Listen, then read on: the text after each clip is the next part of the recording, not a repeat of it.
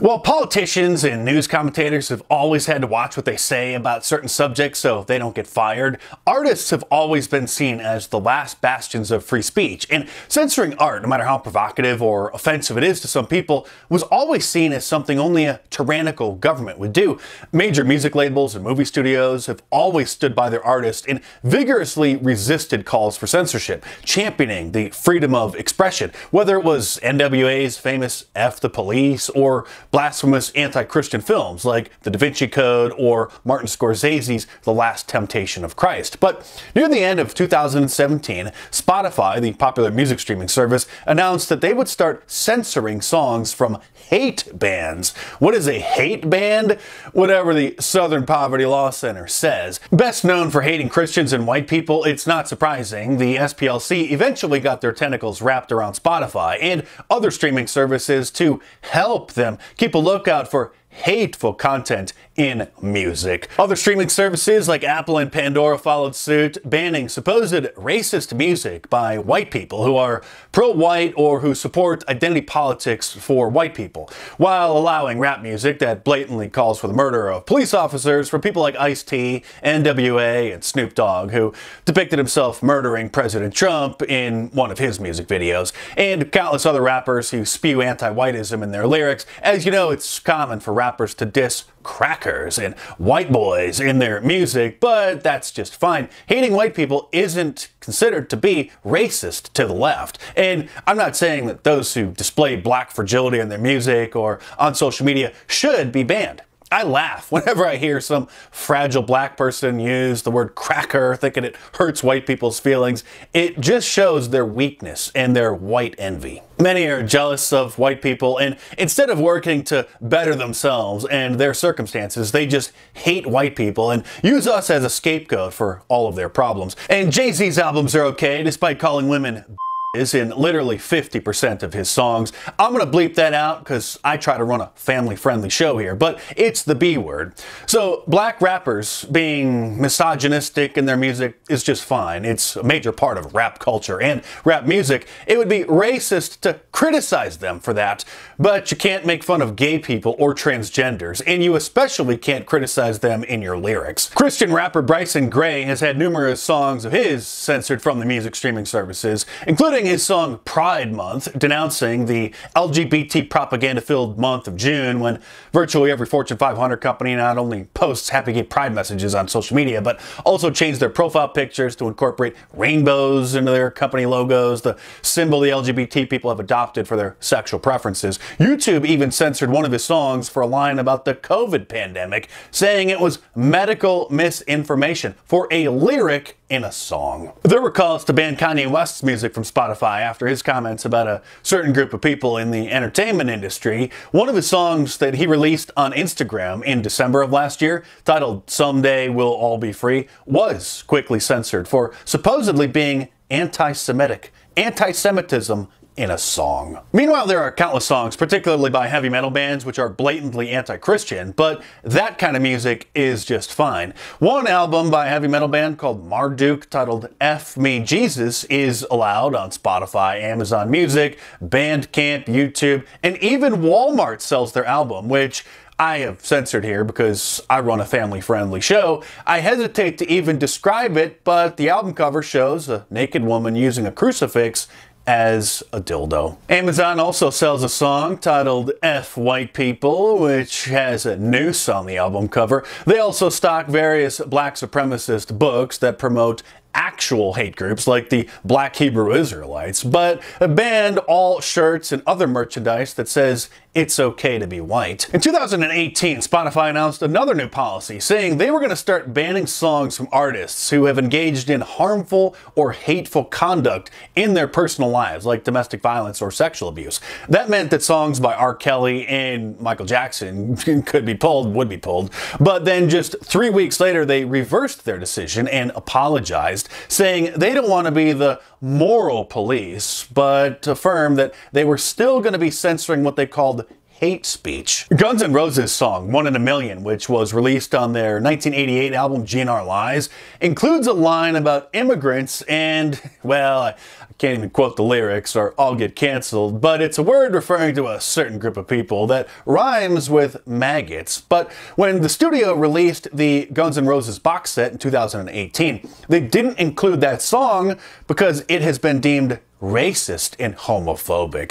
It's probably only a matter of time before other songs like Aerosmith's Dude Looks Like a Lady will be banned for being transphobic as well. Once you give liberals an inch, they demand a mile, and since they smell blood in the water, they will continue their quest to eliminate everything they find offensive. Beyonce and Lizzo, the morbidly obese singer who the media insists is beautiful, both removed the word spaz from their lyrics after they were called out by twits on Twitter for being ableist, meaning offensive towards disabled people, because spaz is short for spasm or spastic, referring to cerebral palsy or other disorders which cause people to have uncontrollable movements. Rapper Tom MacDonald was censored from the YouTube trending list after he released a song called Fake Woke, denouncing wokeness and all the political correct insanity being pushed by the left. His video immediately went viral and made it into the YouTube trending list, but was soon mysteriously removed, even though on his video the tag was still included that it made the trending list, because the censors aren't perfect. Their arrogance often causes them to overlook certain details that reveal their activities,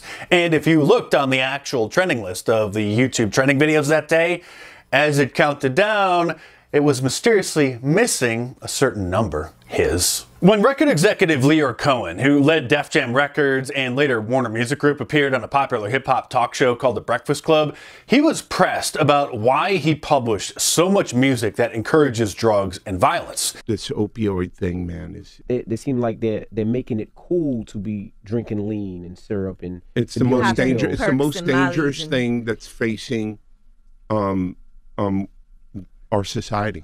So why sign an artist that would promote that? Because I already answered that question. You weren't paying attention. She asked me talent or issues, and I said talent. But I have to. I can't give up on people. But I'm saying that's hypocritical, though. You're saying it's opportunistic. Yeah. I got people to feed. I got a business to run. You're gonna make Dame Dash take this clip and call you a culture vulture? Well, he sure seems like the kind of record executive that Kanye West was talking about when he got completely canceled. Lyor Cohen, by the way, has been dubbed hip-hop's biggest supervillain. And for anyone who doubts the power that music has to incite people to engage in certain kinds of behaviors, they're obviously not aware that the CIA recruited popular artists in Cuba in order to use them and their music to foment discontent in the country and encourage Cubans to rise up against the communist leader Raul Castro. Declassified documents reveal that the U.S. government was behind a covert mission in Cuba to recruit the rappers and use them to encourage their fans to rise up against the government, and spent millions of dollars doing so through a front company, which the CIA often uses. This one was called Creative Associates International. This is all declassified. It's admitted. It sounds like a conspiracy theory to those who don't understand how things actually work, but it is another conspiracy fact. And if you think the CIA setting up phony talent agencies to covertly influence music is shocking, then wait until you learn about Operation Mockingbird, the Central Intelligence Agency's declassified scheme where they figured that they would just pay tens of thousands of dollars a year under the table to editors, reporters, and TV anchors at major media outlets to work as propagandists and gatekeepers for the government. Equally disturbing are the behind-the-scenes government connections to big tech social media platforms where they engage in censoring topics that we've seen with the release of the Twitter files. And one can only begin to imagine what has happened and continues to happen at Facebook, YouTube, and the rest. We're seeing the very principle of free speech under attack like never before, with the liberal media industrial complex even claiming that freedom of speech is dangerous and saying that conservatives have weaponized the First Amendment. There have always been restrictions on the First Amendment. For example, you can't yell fire in a crowded theater, and you can't threaten to murder someone or encourage acts of terrorism. But today, a rap song insulting LGBT extremists who believe there are 57 different genders, or white rock bands singing about being proud of their race, aren't allowed to be heard on the brand name streaming platforms, which were supposed to open up distribution channels for independent artists. But now, instead of the major record labels standing in their way, it's the streaming services. Back in March of this year, Apple censored a song called Justice for All from iTunes after it reached #1 on their charts because the song features a group of political prisoners incarcerated for being at the Capitol at the mostly peaceful protest on January 6th, who sung the Star-Spangled Banner over the phone from jail, and that was recorded and then mixed with Donald Trump reciting the Pledge of Allegiance. All the proceeds from the song went to help the families of the political prisoners, many of which, as you know, have been held without bail for years, even though they weren't even accused of committing any violent crimes. But shortly after the song was released, it hit #1. iTunes banned it. Then, after outrage on social media, they reinstated the song and claimed, as usual, it was just a mistake. Just a mistake that they banned the #1 song on their platform. It's always just a mistake. What really happened is the censors dump information down the memory hole on a regular basis, hoping nobody notices. And when the brand name conservatives are too cowardly to speak out against such censorship, it flies under the radar, not getting any media coverage. And then they feel they've done their job correctly. But when people actually grow some balls and denounce the censorship and it starts trending on social media, making headlines, and members of Congress start looking into it, then sometimes the big tech platforms reverse their decision, and then they always say it was just a mistake.